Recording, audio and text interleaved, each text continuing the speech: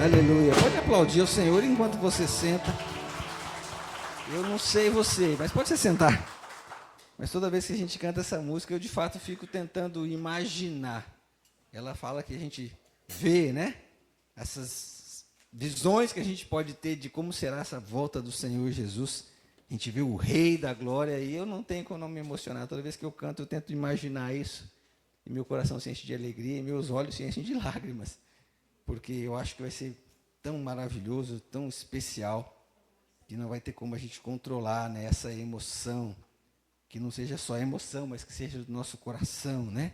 Algo especial que vai acontecer. E nós vamos falar exatamente disso essa noite. A gente está finalizando a nossa série de mensagens sobre o reino de Deus, chamada Vem o Teu Reino, vendo algumas parábolas de Jesus. E nós vamos finalizar essa série de mensagens com o tema consolidação do reino. Esse reino que já é anunciado, né? Que vem em Jesus, que Jesus inicia esse movimento todo, o reino que virá, já veio, já está entre nós, mas vai ter um tempo agora de consumação desse reino, de consolidação desse reino, quando Jesus volta e assume então o seu lugar soberano, reinando para todos sempre, onde todo joelho vai se dobrar, toda língua vai confessar que Jesus é Senhor. Isso vai acontecer e a gente vive essa expectativa. Todo aquele que crê em Jesus, todo aquele que entrega a vida para Jesus, vive sob essa expectativa da volta de Jesus, essa expectativa de ver o Senhor Jesus. Eu não sei você, mas eu vivo. Você vive assim?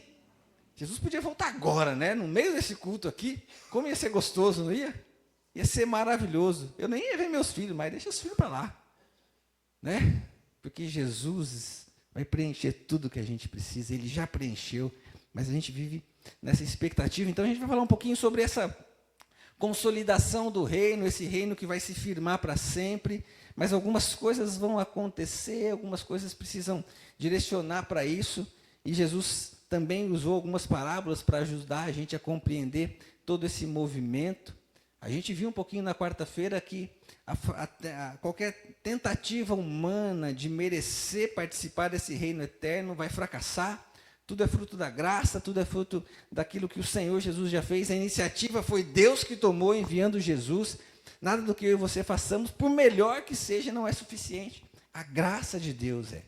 Tudo que eu e você podemos fazer é falível, mas a graça de Deus é infalível. Nada pode superar ela. E nós vamos então aprender um pouquinho sobre esse tema, esse fechamento então desse Senhor que a gente aguarda a volta dele, desse reino que vai se consolidar de maneira completa, de maneira plena sobre nós e sobre todo mundo, né? Nós vamos passar alguns pontos. Hoje você vai precisar ler aí na sua Bíblia. Se você não está com a sua Bíblia, você dá um jeito, abre o celular, gruda com alguém que está com a Bíblia, né? Pega a Bíblia no seu celular, nós vamos ler, nós não vamos projetar texto nenhum, só vamos projetar os pontos ali para você, e você vai ter que ler aí na sua Bíblia. Vão ser alguns textos que nós vamos ler. Eu quero muito que você manuseie aí a sua Bíblia nessa noite. Um primeiro ponto que nós vamos então compreender e aprender e verificar juntos, que nessa consumação, nessa consolidação do reino, uma coisa que vai acontecer é um acerto de contas. Todos nós vamos ter que prestar conta de alguma coisa diante do Senhor. A palavra de Deus já diz isso. Quando você lê, por exemplo, Eclesiastes, eu gosto muito do livro de Eclesiastes, lá no final do livro de Eclesiastes, né, e Salomão escreveu, eu creio que foi Salomão que escreveu, todo mundo entende isso, né? O grande sábio, o grande rei de Israel. Lá no final ele diz assim, olha, depois que já se ouviu de tudo e se viu de tudo, a conclusão é essa: tema a Deus e obedeça aos seus mandamentos. Eclesiastes capítulo 12, lá no finalzinho do último capítulo de Eclesiastes. E ele vai dizer assim, tema a Deus e obedeça aos seus mandamentos, porque o homem vai prestar conta de tudo que fez, seja bom ou seja mal. Nós vamos então ter esse acerto de contas. E Jesus está lá num movimento com os seus discípulos, já perto de Jerusalém ali, e ele conta então uma parábola dentro de um contexto que vai acontecer. As pessoas estão em volta buscando, né, saber essa consolidação do reino, o que vai acontecer, e Jesus então está nesse caminho, e todos pensavam que o reino de Deus ia se manifestar ali, naquele momento, a partir de Jesus ali, daquele movimento de Jesus, e o reino então já estaria acontecendo ali. Jesus então propõe uma parábola para eles, e a gente vai ler essa parábola, Lucas capítulo 19, a partir do versículo 11 nós vamos ler, até o versículo 27, é a parábola das 10 minas. Jesus vai ajudar a gente a entender então o que vai acontecer. Não era agora que vai acontecer isso, mas algumas coisas estão para acontecer, e um acerto de contas vai precisar ser realizado. Então, Lucas capítulo 19, a partir do versículo 11, leia comigo aí. Estando eles a ouvi-lo, Jesus passou a contar uma parábola, porque estava perto de Jerusalém, e o povo pensava que o reino de Deus ia manifestar-se de imediato. Ele disse: um homem de nobre nascimento foi para uma terra distante para ser coroado rei, e depois voltar. Então chamou 10 dos seus servos e lhe deu 10 minas. Disse ele: façam esse dinheiro render até a minha volta. Mas os seus súditos o odiavam e por isso enviaram uma delegação para lhe dizer: não queremos que esse homem seja nosso rei. Contudo, ele foi feito rei e voltou. Então mandou chamar os servos a quem dera o dinheiro, a fim de saber quanto tinham lucrado. O primeiro veio e disse: Senhor, a tua mina rendeu outras 10. Muito bem, meu bom servo, respondeu o seu senhor. Por ter sido confiável no pouco, governe sobre 10 cidades. O segundo veio e lhe disse: Senhor, a tua mina rendeu 5 vezes mais. O seu senhor respondeu: também você encarregue-se de 5 cidades. Então veio outro servo e disse: Senhor, aqui está a tua mina. Eu a conservei guardada num pedaço de pano. Tive medo porque és homem severo. Tiras o que não pusestes e colhes o que não semeaste. O seu senhor respondeu: eu julgarei pelas suas próprias palavras, servo mau. Você sabia que sou homem severo, que tiro o que não pus e colho o que não semeei. Então, por que não confiou o meu dinheiro ao banco? Assim, quando eu voltasse, o receberia com juros. E disse aos que estavam ali: tomem dele a sua mina e deem ao que tem 10. Senhor, disseram, ele já tem 10. E ele respondeu: eu lhes digo que a quem tem, mais será dado, mas a quem não tem, até o que tiver, lhe será tirado. E aqueles inimigos meus, que não queriam que eu reinasse sobre eles, tragam-nos aqui e matem-nos na minha frente. Palavra dura de Jesus. Palavra complicada de Jesus. Tentando mostrar para aqueles homens que o reino de Deus, ele vai acontecer, não é de imediato, mas existe um movimento a acontecer, que no final vai ser resultado, ou vai resultar numa prestação de contas.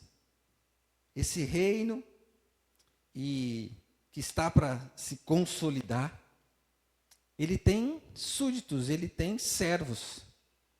E esse homem da parábola que Jesus conta, e a gente pode fazer algumas relações, algumas referências, é claro que é o próprio Jesus ali, né? Ele está saindo para uma terra distante para ser coroado rei, mas aquele povo para onde ele vai ser coroado rejeita ele. Não quer como rei. Mas assim mesmo ele vai e é coroado como um rei. Mas aqueles que serviam aquele senhor recebem minas, recebem um recurso para ser administrado. 10 servos que recebem 10 minas. E aqui essas minas podem representar para mim e para você, não necessariamente somente dinheiro, recurso, mas aplicando aquilo que nós temos que viver como discípulos de Jesus, nossos talentos, nossas habilidades, o nosso tempo, o nosso serviço, a nossa disposição. E ele diz: olha, eu estou te dando isso e você faça isso render, faça isso produzir, coloque isso em prática. Então aquele homem volta, ele é coroado rei, ele volta para a sua terra, e a primeira coisa que ele faz é fazer um acerto de contas. E ele chama cada um desses seus servos. A Bíblia não relata o que aconteceu com os outros 7, mas relata o suficiente para a gente compreender. Um desses servos chega para o Senhor e diz: olha, Senhor, o Senhor me deu uma mina, mas está aqui, ó, fiz render 10. E o Senhor diz: olha, servo bom. Aquele Senhor chama aquele servo de bom. Você fez um bom trabalho. Você se ofereceu, você trabalhou e certamente trabalhou arduamente para isso acontecer, para produzir. E aí vem o outro que não conseguiu produzir tanto, mas produziu 5. E ele diz: olha, você também fez um bom trabalho. Porque vocês fizeram um bom trabalho, eu vou dar mais responsabilidade para vocês. Você que rendeu 10, vai reinar sobre 10 cidades, e você 5 vai governar, ou reinar não, mas governar, liderar 5 cidades.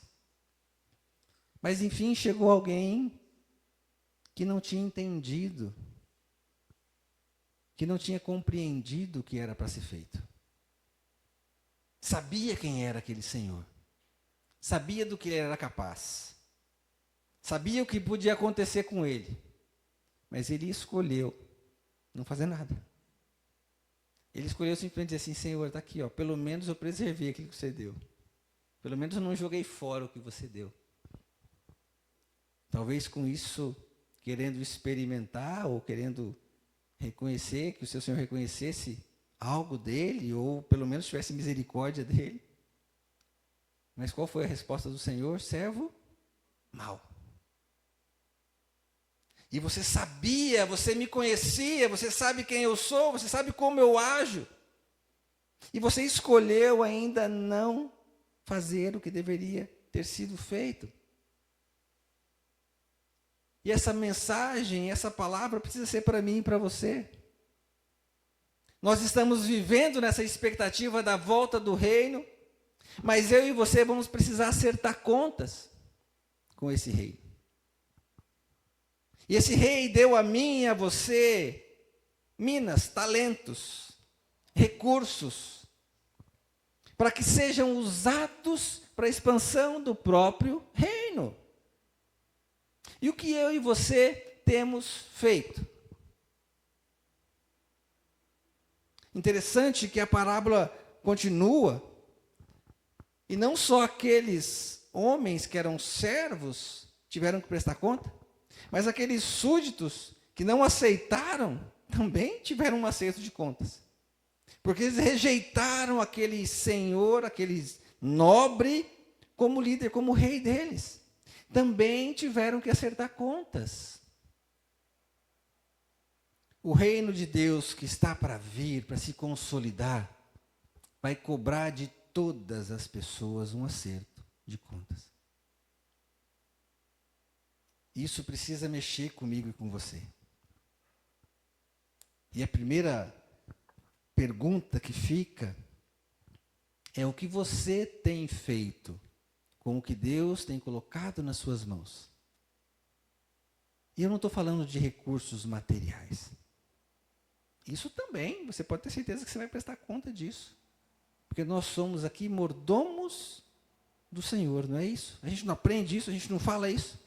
Se você é mordomo de Deus, e Deus é dono de tudo que existe, você está cuidando de algo que é dele. Está cuidando como? Como você cuida da sua casa, como você cuida dos recursos que Deus te dá, como você cuida dos bens que Deus te dá, como você cuida das pessoas que estão perto de você, como você cuida dos relacionamentos aos quais você se envolve, como você cuida do trabalho que você desenvolve, como você se aplica nele, o que você faz, como você dedica o seu tempo, como você aproveita o seu tempo. Tudo isso nós vamos ter que prestar contas. Esse reino que vem e que vai se consolidar, vai exigir algo meu e seu. E aí nós vamos compreender que além de acertar contas, esse juízo também vai acontecer. Que a gente chama isso de juízo simultâneo, onde aqueles que rejeitaram, aqueles nobres como rei tiveram que prestar conta, e aqueles que eram servos também tiveram que prestar conta. E nós vamos avançar um pouquinho, vamos ler uma outra parábola, Lucas capítulo 20, a partir do verso 9 até o 19, quando você vira a página da sua Bíblia, ou rola aí a tela do seu celular, essa parábola vai falar daqueles lavradores que foram lavradores maus. Interessante olhar um pouquinho para o contexto dessa parábola, que Jesus está lá também no templo, ensinando, pregando as boas novas, e aí chegam os chefes dos sacerdotes, os mestres da lei e outros líderes religiosos e questionam a autoridade de Jesus. Com que autoridade você ensina o povo? Com que autoridade você fala essas coisas? E Jesus, como sempre, ou como fazia muitas vezes, ao invés de simplesmente responder, Jesus lança uma outra pergunta para eles. Jesus diz assim: olha, então eu vou fazer uma pergunta para vocês também. Jesus era esperto. E ele pergunta para aqueles mestres da lei, então, que questionam: o batismo de João era do céu ou era dos homens? E aqueles homens começam então a refletir nessa pergunta de Jesus, e eles dizem: olha, não sabemos. Porque eles pensavam, se a gente responder que é do céu, ele vai falar: por que vocês não creram nele então?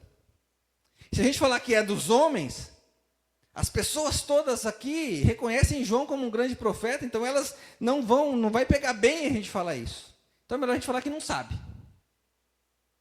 E Jesus disse: olha, então eu também não vou responder para vocês, mas deixa eu contar uma parábola para vocês. Deixa eu contar uma historinha para vocês entenderem que vocês estão me perguntando, para vocês entenderem como é que funciona essa coisa do reino de Deus que vai se consolidar.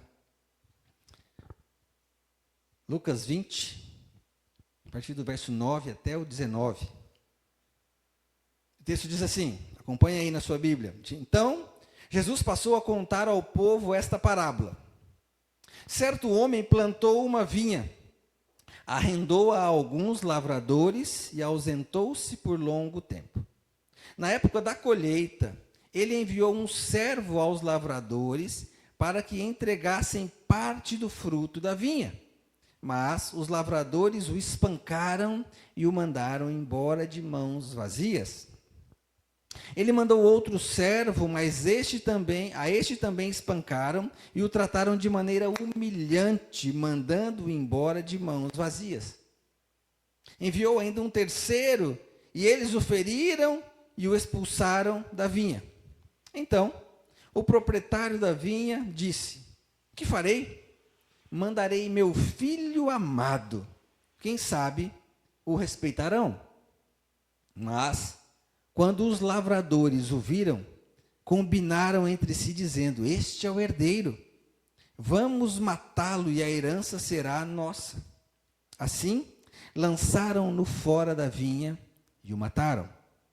Então, o que lhes fará o dono da vinha? Virá, matará aqueles lavradores e dará a vinha a outros. Quando o povo ouviu isso, disse: que isso nunca aconteça. Jesus olhou fixamente para eles e perguntou: então, qual o significado do que está escrito? A pedra que os construtores rejeitaram tornou-se a pedra angular. Todo o que cair sobre essa pedra será despedaçado, e aquele sobre quem ela cair será reduzido a pó. Os mestres da lei, os sacerdotes, procuravam uma forma de prendê-lo imediatamente, pois perceberam que era contra eles que ele havia contado essa parábola. Todos tinham medo, todavia, tinham medo do povo. Aqueles homens, aqueles religiosos, eles começaram a se achar superiores, porque eles eram homens que conheciam a lei, que diziam que viviam pela lei, que exigiam que as pessoas vivessem pela lei. Então eles se achavam acima de qualquer suspeita. Homens que ninguém podia tocar.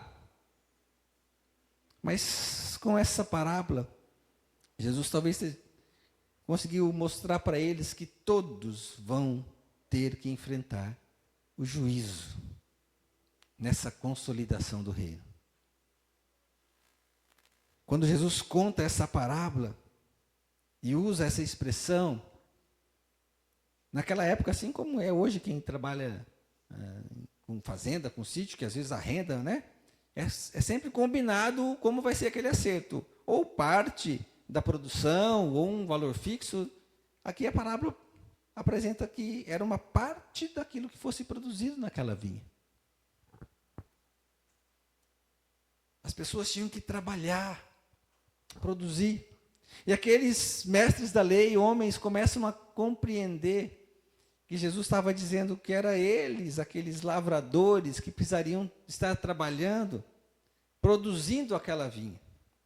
Só que quando o dono da vinha chegou, ao invés deles aceitarem e prestarem contas daquilo que eles estavam fazendo, eles também rejeitaram. E fica muito claro que Jesus conta uma história que eles conheciam muito bem, porque eles já vinham rejeitando os profetas que eram enviados pelo esse dono da vinha, que é o Senhor, que anunciavam a palavra de Deus e os alertas de Deus, mas eles não davam ouvidos. Recente, na pergunta deles, quando Jesus fala de João Batista, que era tido como um profeta, eles também não aceitaram aquela palavra, não compreenderam. E você lembra qual que era a mensagem de João Batista? O batismo de João era o batismo de arrependimento para perdão dos pecados. Reconhecer a sua falha. Mas eles rejeitaram, como aqueles lavradores rejeitaram todos os servos que aquele Senhor mandara. O juízo está presente para todos. Todos vão ter que prestar conta. Mas aí aquele lavrador pensa, melhor, aquele dono da vinha pensa, rejeitaram os meus servos, rejeitaram os profetas, eu vou mandar o meu filho amado. Essa expressão filho amado, você lembra dela, não lembra? O próprio Jesus ouviu isso do próprio Pai algumas vezes. No batismo, por exemplo, esse é o meu filho amado, que me dá muita alegria. Jesus sabia o que estava falando para aqueles homens. Aqueles homens, talvez alguns deles tinham participado, tinham visto o batismo de Jesus. Porque eles acompanhavam aquele movimento de João Batista. Mas o que Jesus estava querendo mostrar para eles e para nós é que esse juízo vai acontecer para todas as pessoas. E cuidado com aqueles que têm se comportado como quem rejeita o Filho amado. O que o Senhor da vinha fez foi algo difícil, talvez, da gente compreender, mas é o que de fato vai acontecer. É o que de fato vai acontecer com todos aqueles que rejeitam. Todos aqueles que muitas vezes se colocam como religiosos. Muitas vezes se colocam como alguém que está acima de qualquer outra coisa. Mas o seu coração está distante do Senhor, não obedecendo ao Senhor. O Evangelho de Mateus, quando relata esse mesmo trecho, você não vai precisar abrir aí, nós não vamos ler. Mas antes dessa parábola dos lavradores, ele fala da parábola dos dois filhos. Não sei se você vai lembrar, lembra? O pai chama os dois filhos, né, ou chama um filho e fala, filho, vai trabalhar na minha vinha. Ah, pai, eu vou sim, deixa comigo. Mas não vai. E o segundo filho diz, ah, não, eu não vou. Mas depois se arrepende e vai. E a pergunta de Jesus é, quem fez a vontade do Pai?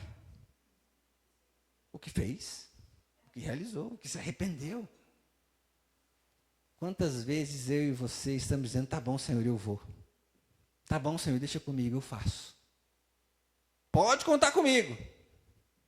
Mas na hora, não vai. Cada um de nós vai passar por esse juízo. todos vão ter que responder. Não pelo que você disse que ia fazer, mas pelo que você fez. Cuidado.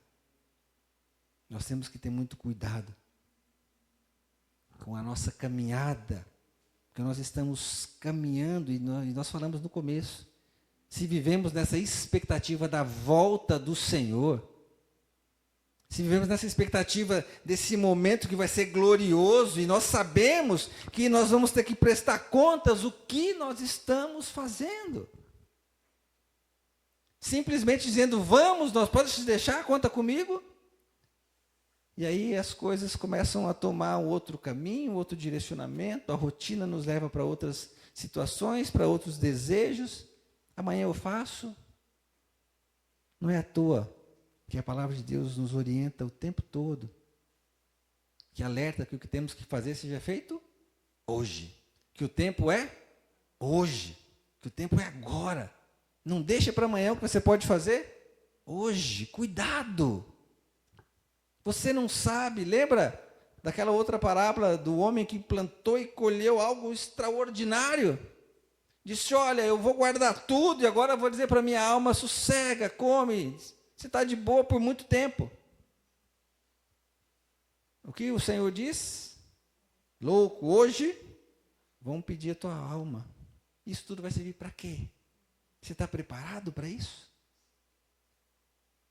Cuidado. Nós precisamos nos apresentar diante do tribunal de Deus. Paulo já dizia isso lá em 2 Coríntios, capítulo 5, versículo 10. Todos nós nos apresentaremos diante do tribunal de Deus. Todos. Os que creem e os que não creem. Ou pelo menos os que dizem que creem. Mas isso faz a gente compreender, e para o último ponto que nós vamos aplicar nessa noite, se a gente vive essa expectativa, é porque isso vai se consolidar em algum momento, não é verdade? Então a gente vai ter que entender esse tempo, esse momento dessa consolidação do reino. E aí nós vamos ler um texto curtinho, onde Jesus está explicando ali para os seus discípulos, sentado no Monte das Oliveiras, logo depois de ele ter saído de Jerusalém, ele sai do templo e ele diz para os discípulos, olha, não vai ficar pedra sobre pedra aqui, disso que vocês estão vendo. E aí quando eles se assentam, os discípulos perguntam para Jesus, Senhor, quando vai acontecer essas coisas? Quando então vai ser a tua vinda e o fim dos tempos? E Jesus então começa a falar sobre alguns sinais, alerta sobre alguns perigos desse momento, capítulo 24 de Mateus, nós vamos ler, abre aí então Mateus 24. Jesus fala então de alguns alertas do que vai acontecer, cuidado que vão acontecer coisas que podem tentar enganar vocês, fiquem atentos, fiquem alertas. A gente sabe que esse texto é como se fosse um pequeno apocalipse ali, relatado em Mateus, mas nós vamos ler especificamente essa comparação que Jesus faz com o tempo do dilúvio, ou ilustra o que aconteceu ali no tempo de Noé, no tempo do dilúvio. Mateus 24, do verso 36 até o versículo 39. Jesus diz assim, quanto ao dia e à hora, ninguém sabe, nem os anjos do céu, nem o Filho. E esse Filho aqui está com letra maiúscula.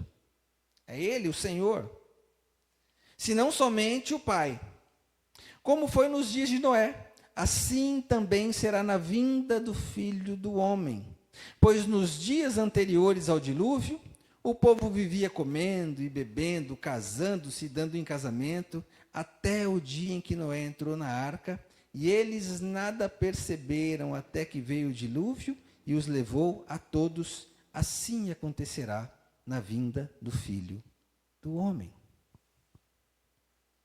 Esse tempo, esse momento do que vai acontecer, eu e você não sabemos. Algumas pessoas tentam fazer conta.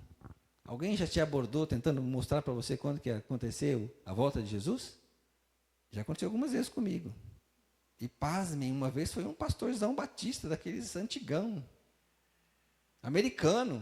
A gente estava num congresso longe, eu estava no interior de Rondônia.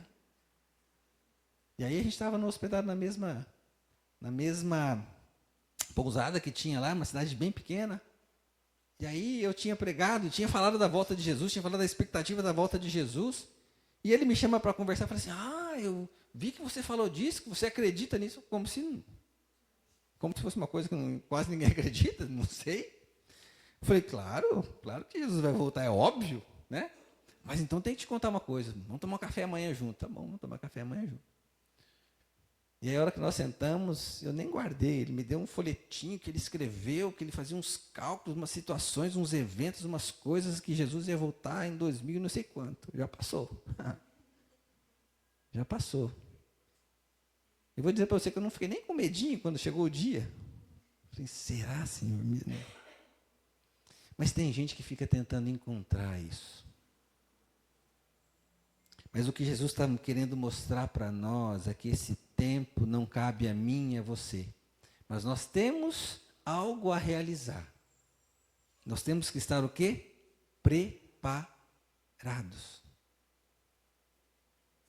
Assim como nas parábolas anteriores que vimos, dessa prestação de conta, desse juízo, nós temos que estar prontos para quando isso acontecer. Que pode ser agora, pode ser hoje, pode ser amanhã. Você vai continuar deixando para amanhã? Interessante que quando Jesus fala e traz esse exemplo dos tempos de Noé, do dilúvio, a vida seguia. A vida estava acontecendo, as pessoas estavam trabalhando, andando para lá e para cá, não estavam percebendo todo o movimento que estava acontecendo, e devia ser um movimento muito grande, porque construir uma arca não era algo simples, nem era algo comum naquele momento, e não era um negócio pequenininho, era um negócio grande. E demorou bastante tempo. E às vezes esse é um problema que eu e você temos. Porque você olha para o seu relógio, você olha para o calendário, e você conta assim, puxa, já se passaram 2025 anos que Jesus nasceu, que essas coisas aconteceram, não aconteceu ainda, será mesmo? Cuidado com esse será. Até hoje nós falamos na escola bíblica sobre exatamente isso. Cuidado quando vem à sua mente qualquer possibilidade de questionamento ou de dúvida sobre algo que a palavra de Deus diz. Porque é exatamente assim que Satanás trabalha na nossa mente. Ele fala assim, será mesmo? E você começa a dar ouvido para esse será. Você começa a dar ouvido e começa a achar que parece que faz sentido. Não se preocupa, amanhã você faz, amanhã você serve, amanhã você se dedica. Toca a tua vida, vai conquistar os teus sonhos, os seus projetos. Olha, está todo mundo aí alcançando tantas coisas boas e você vai deixar isso? Vai se prender nessa coisa de religião, nessa coisa de igreja, nessa coisa de Jesus? Aproveita a vida. Conquiste. Depois, lá no finalzinho da vida, se você tiver tempo, você oferece. Você vai estar bem, vai estar tranquilo, não vai ter preocupação nenhuma. E o pior é que muitos de nós vivem assim. A gente não fala que vive. Porque se perguntar para qualquer um que fala, não, estou de boa. Será mesmo? Será mesmo? A gente precisa estar vigiando constantemente. A gente precisa estar o tempo todo atento. E o desejo do meu coração nessa noite, com essa palavra que me incomodou muito no preparar ela, que eu fiquei perguntando o que eu estou fazendo de fato. Como que eu estou vivendo de fato? Porque ser pastor não me garante nada.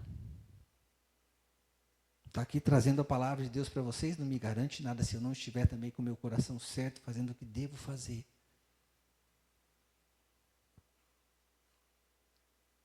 As pessoas que mais criticaram Jesus eram exatamente os líderes religiosos.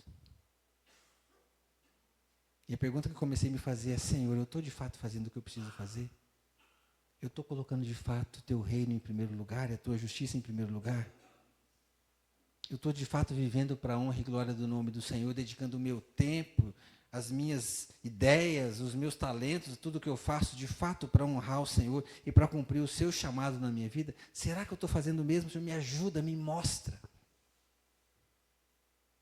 E o desejo do meu coração é que você viva assim, não deixe que a rotina do dia a dia te tire esse senso de urgência, te tire essa percepção de estar plenamente, constantemente vigiando, buscando ao Senhor. A gente não está falando aqui que você vai virar agora um cristão, vamos chamar de radical, né? Bitolado, não é isso. Não é isso que Jesus ensinou e nunca foi isso que a palavra de Deus ensinou. Mas é você estar com o coração no lugar certo e buscar a presença do Senhor e em tudo que você fizer, você usar aquilo como meio para comunicar a sua fé. Como aqueles lavradores que receberam uma missão e tinham que lavrar e a terra, que tinham que fazer a terra produzir, como aqueles que receberam as minas e tinham que fazer aquilo produzir. O que você está produzindo para o reino e não para o seu reino pessoal? Você está apontando e mostrando para as pessoas isso? Para quem vive perto de você? Ou você está se deixando levar? Interessante que quando quando João Batista anuncia a chegada do reino, que nós lemos aqui e vimos um pouquinho, Mateus 3, versículo 2 diz, a mensagem era: arrependam-se, pois o reino de Deus está próximo. E a palavra que precisa ficar no meio do seu coração é exatamente essa. Arrependam-se, o reino de Deus está próximo. Você está pronto? Existe algo em você que você de fato precisa se arrepender da sua religiosidade, da sua falta de compromisso, da sua falta de dedicação no reino? Não se engane, você precisa se arrepender. Porque se você não se arrepender, não tem como você ser perdoado. Não basta você reconhecer, precisa ter arrependimento. E arrependimento significa mudança de atitude, mudança de postura, conversão de fato. Eu estou indo numa direção que me afasta de Deus, e agora eu reconheço que eu estou caminhando e vou agora na direção de Deus, num caminho totalmente inverso. Não adianta eu reconhecer que preciso de Deus, sei que Deus está lá e continuo andando no caminho errado. Não adianta conhecer, não adianta saber. O arrependimento precisa acontecer e a mudança de direção precisa acontecer. E lembre-se, eu e você também vamos ter que prestar conta e vamos ser julgados como aqueles que rejeitam a palavra. Todos nós vamos nos apresentar diante do Senhor. E o que você vai colocar para Ele? Eu quero terminar. Nós, no finalzinho do ano de 2020, nós estamos em 2025, né? Finalzinho de 2024, a gente finalizou o ano com Apocalipse. Eu quero ler de novo. Essa vai ser a nossa conclusão da mensagem, a própria palavra de Deus. Apocalipse capítulo 22. Abra sua Bíblia aí. Quero que isso fique na sua mente e na minha mente. Esse reino está para se consolidar. Nós cantamos aqui que o Rei da Glória vem. Hosana, vem, Senhor Jesus. Nós cantamos que a gente vai ver um povo eleito, e a pergunta é: você faz parte desse povo? Você fará parte desse povo eleito? Apocalipse capítulo 22. O pessoal da banda, se quiser subir, pode subir. A partir do versículo 7. O texto da palavra de Deus que precisa ficar no meio do seu coração é esse. Eis que venho em breve. Feliz é aquele que guardar as palavras da profecia deste livro. Eu, João, sou aquele que ouviu e viu estas coisas. Tendo-as ouvido e visto, caí aos pés do anjo que me mostrou tudo aquilo para adorá-lo. Mas ele me disse: não faça isso. Sou servo como você e seus irmãos, os profetas, e como os que guardam as palavras deste livro. Adore a Deus. Então me disse: não cele as palavras da profecia deste livro, pois o tempo está próximo. Continue o injusto a praticar a injustiça, o imundo na imundícia. Continue o justo a praticar a justiça e continue o santo a santificar-se. Uma pausa rapidinha aqui. Lembra do que Jesus falou do que acontecia no tempo de Noé? Que as pessoas viviam normalmente as suas vidas, não se preocupavam. É o que vai acontecer, e é o que está acontecendo. Será que é o que está acontecendo ao meu redor e ao seu redor? Você continua vendo aquele que é injusto praticando injustiça, aquele que é imundo no meio da sua imundícia? Mas nós também vimos e podemos ver aquele que é justo praticar a justiça, e o que é santo continuando a santificar-se. 12. Eis que venho em breve. A minha recompensa está comigo, e eu retribuirei a cada um de acordo com o que fez. Eu sou o Alfa e o Ômega, o primeiro e o último, o princípio e o fim. Felizes os que lavam as suas vestes, e assim têm direito à árvore da vida, e podem entrar na cidade pelas portas. Fora ficam os cães, os que praticam a feitiçaria, os que cometem imoralidades sexuais, os assassinos, os idólatras e todos os que amam, olha essa frase, e todos os que amam e praticam a mentira. Cuidado. Você vai falar assim: puxa, mas eu não faço nada daquilo. Mas cuidado, você pode ser um mentiroso. Como aquele filho que disse que ia fazer e não fez. Cuidado. Eu, Jesus, enviei o meu anjo. 16. Eu, Jesus, enviei o meu anjo para dar a vocês este testemunho concernente às igrejas. Essa palavra é para mim e para você. Não é só para quem está fora, não é só para quem está lá no mundo. Essa palavra é para mim e para você. Eu sou a raiz e o descendente de Davi, a resplandecente estrela da manhã. O Espírito e a noiva dizem: vem. E todo aquele que ouvir, diga: vem. Quem tem sede, venha. E quem quiser, beba de graça da água da vida. Declaro a todos os que ouvem as palavras da profecia deste livro: se alguém lhe acrescentar algo, Deus lhe acrescentará as pragas descritas neste livro. Se alguém tirar alguma palavra deste livro da profecia, Deus tirará dele a sua parte na árvore da vida e na cidade santa, que são descritas neste livro. Aquele que dá testemunho dessas coisas diz: sim, venho em breve. Amém. Vem, Senhor Jesus. A graça do Senhor seja com todos. Amém. O teu coração está disposto a clamar: vem. Vem, Senhor. Eu estou preparado, eu estou pronto. Pode vir, Senhor. Eu estou cumprindo o teu chamado. Pode vir, Senhor, que eu estou com as mãos cheias para te apresentar o que eu pude produzir com o que o Senhor me deu. Vem, Senhor. Essa é a tua palavra hoje? Ou talvez seja: Senhor, espera. Dá um tempinho. Deixa eu arrumar umas coisinhas. Senhor, não vem agora não, que eu estou no meio de uma luta. Deixa eu concluir primeiro algumas coisas que estavam na minha mente. Senhor, não vem agora não, porque eu não alcancei tudo aquilo que eu estava precisando, que eu sonhei alcançar. Senhor, espera um pouquinho.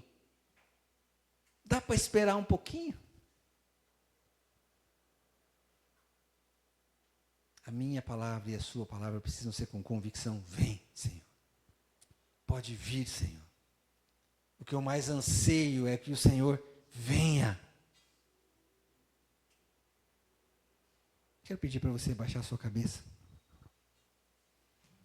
Quero pedir para você fechar seus olhos e agora colocar a sua vida diante do Senhor.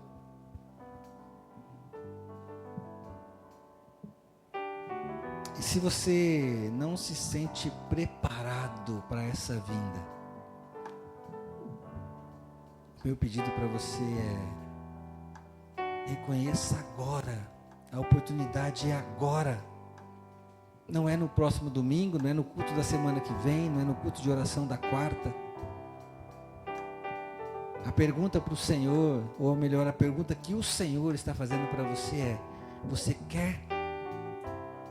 Todo aquele que quiser, venha e beba da água, da fonte da vida. Todo aquele que tem sede, venha e beba de graça.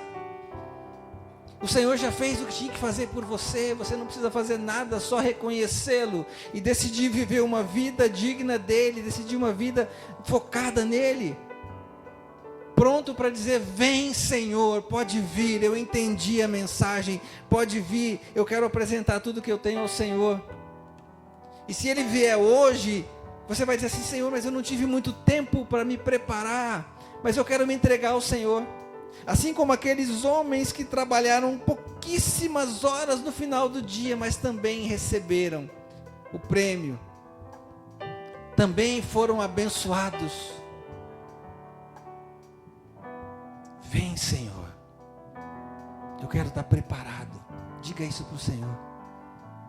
Eu não quero mais negligenciar, eu não quero mais tentar resolver os meus problemas, eu quero colocar tudo isso diante do Senhor. Eu venho como estou, porque o Senhor me aceita como estou, e o que tiver que ser transformado, o Senhor mesmo vai transformar. Vem, Senhor, eu quero estar preparado.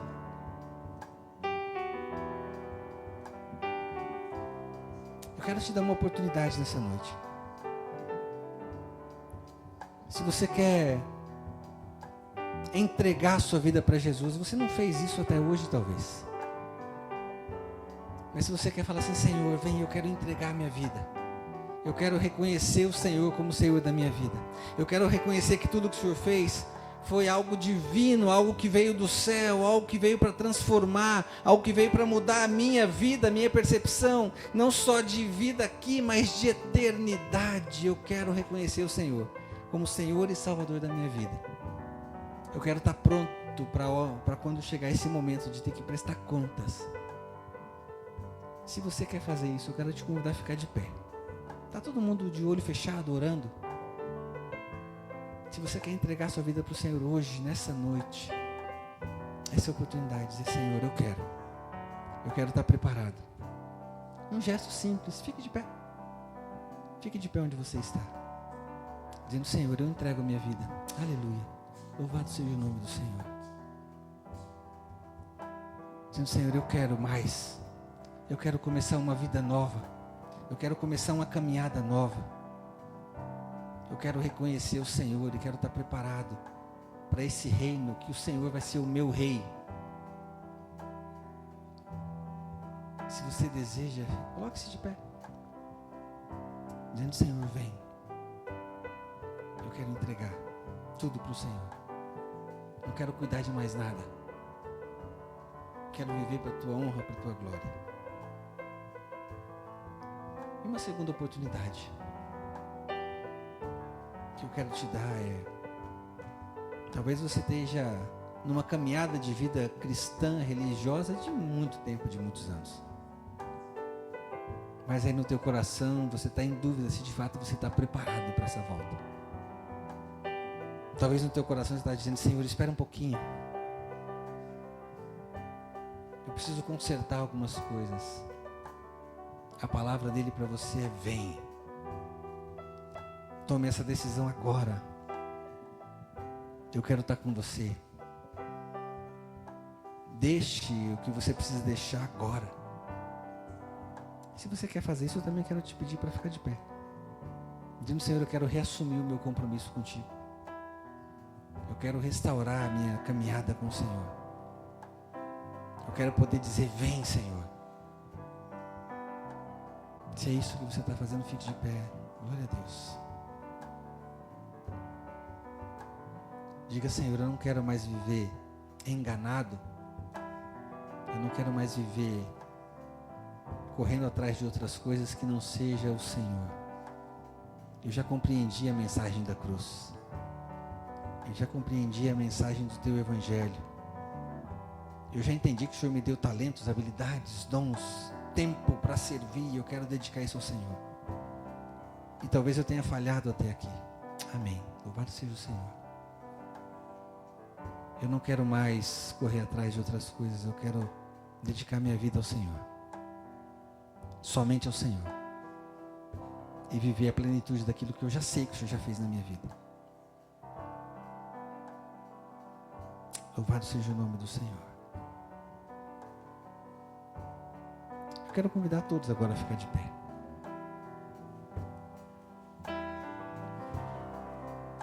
Nós vamos orar. E depois nós vamos cantar essa canção que fala dessa volta do Senhor. Mas eu quero orar com você para a gente encerrar esse tempo juntos. E que essa palavra possa ficar no meu e no seu coração. Vem, vem, Senhor. Que o teu reino se consolide na minha vida. Que o teu reino se consolide na minha família. Que o teu reino se consolide e que eu seja esse servo que vai anunciar a tua mensagem. Que vai comunicar o teu evangelho. Até que o Senhor venha. Vamos orar? Senhor, obrigado. Obrigado porque houve salvação, houve restauração nessa noite. Louvado e engrandecido seja o teu santo nome. Obrigado, Senhor, porque a tua palavra fala ao nosso coração de maneira muito especial. E obrigado porque ela faz com que a gente olhe para dentro de nós e possa reconhecer o quão miseráveis somos, o quão dependentes de ti somos. Muitas vezes sabemos o que fazer, muitas vezes já temos as respostas que precisamos, mas escolhemos não obedecer. Escolhemos olhar para nós e não olhar para aquilo que o Senhor quer que nós façamos. Tem misericórdia de nós, tem misericórdia de mim, Senhor. Muda a minha vida. Que os meus pensamentos, as minhas palavras, os meus passos, o que as minhas mãos tocarem, o que minha boca falar, seja somente para a honra e glória do teu nome. Ah, Senhor, como eu quero produzir, como eu quero oferecer ao Senhor e trabalhar duro, para que no meu acerto de contas com o Senhor, eu possa mostrar ao Senhor e dizer: Senhor, olha aqui, tudo que o Senhor me deu, eu pude produzir, eu pude fazer multiplicar. Não porque eu fui bom no que eu fiz, mas porque o Senhor mesmo esteve comigo. E eu não negligenciei a tua palavra, não negligenciei o tempo que o Senhor me deu, não negligenciei toda a motivação que o Senhor me deu, os talentos, as habilidades, o tempo que o Senhor me deu. Por isso está aqui, Senhor, toma. Vem, Senhor, eu estou preparado. Obrigado, Senhor. Não queremos mais viver uma vida de religiosidade. Queremos viver de fato em santidade, como discípulos do Senhor, todos os dias, até que o Senhor venha. Recebe as nossas vidas. Consolida, Pai, no coração desses meus irmãos que se levantaram dizendo: eu entrego minha vida, eu quero de novo caminhar mais perto do Senhor. Consolida com teu Santo Espírito essa decisão. Que não seja algo de momento de emoção, mas que seja uma transformação genuína nesses corações. Louvado e engrandecido seja o teu nome. Obrigado. E assim nós oramos, no precioso nome do teu Filho Jesus Cristo. Amém. Amém.